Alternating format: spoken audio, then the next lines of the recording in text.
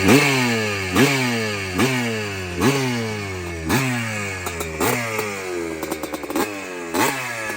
right, Jay here with Vintco. We have a really cool looking bike by our buddy Norm Francis. This is a 1981 YZ250H model that Norm has gone through and completely restored and made this thing look as good or better than new. It's a lot of work on these things.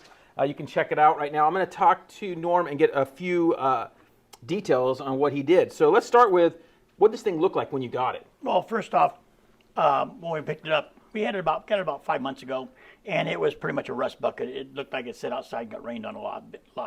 And was it all together? It was a roller. Okay, so it had it all together. Yeah. And then obviously you took the engine apart completely.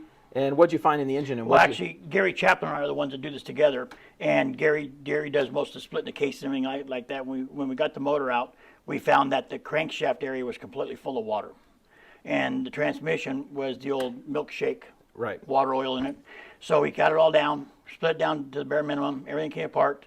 We sent it over to a puffer over there at Sano Blasting, and got everything vapor blasted all back to brand new. Gears checked out, no rust pits, no nothing. Every new bearing, every new seal, every new gasket, new crank, new top end, and we only had to go one over on it, so it's actually on the second overbore. Nice. So you still got some room if somebody wants to. There's 2 left. Yeah. Okay.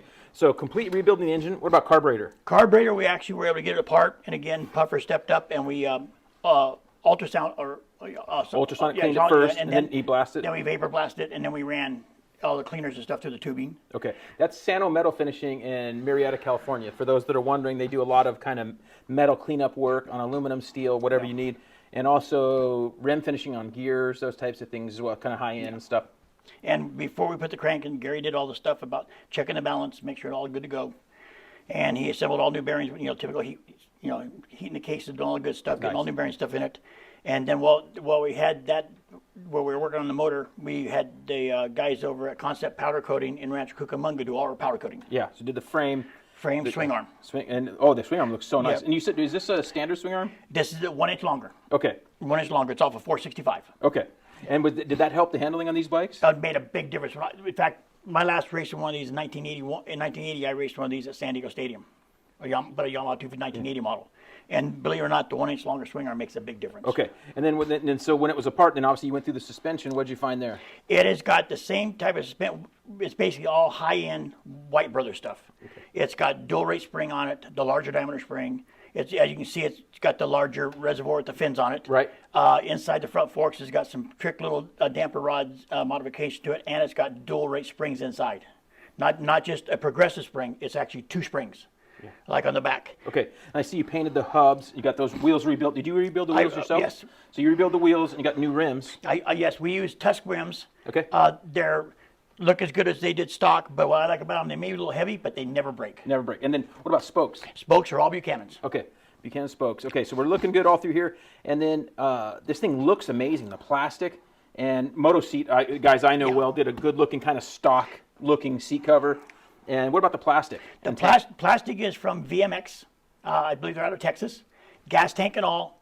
It's really, really close. It does have an 82 style front fender on it. Okay. I like that because it gives a little more coverage for, we built this bike as an error correct racer, not a restoration. Right, not a full, but I'm not saying it's perfect. But as you can see, if somebody wanted to put in their man cave, they could. Right.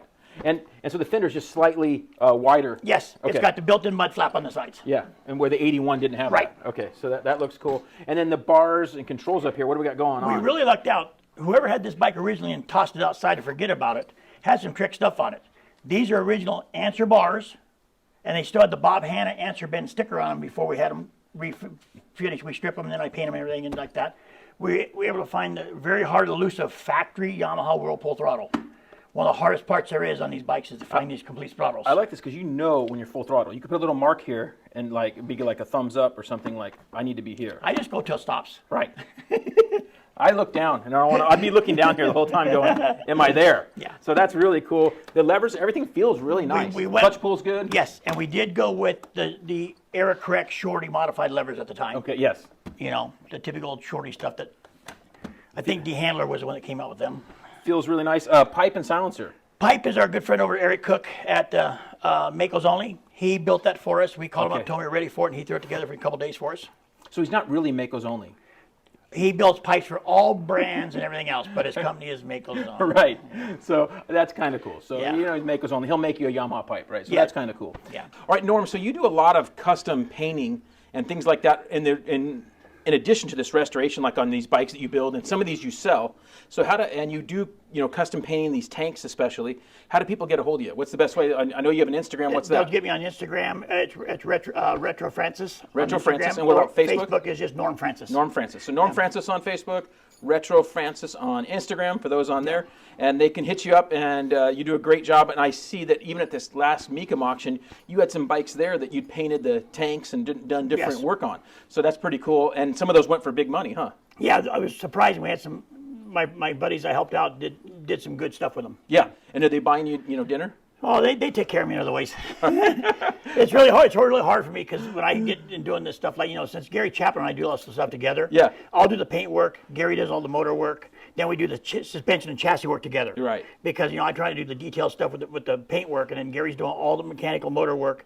Then we assemble the bikes together, and we make sure they're all right. Because between his European bike knowledge, since he used to race for Mako and stuff at Yep. Botaco, and then my Yamaha background, my Japanese metric background, it's a good team. So great looking bike. As you can see, we got a lot of cool photos of this thing, and it smells good when we start it up. So that's always nice. Oh yeah. Yeah. So that's nice. So hope you enjoyed taking a look at this thing, and we'll leave you with a little parting footage of us smelling this thing.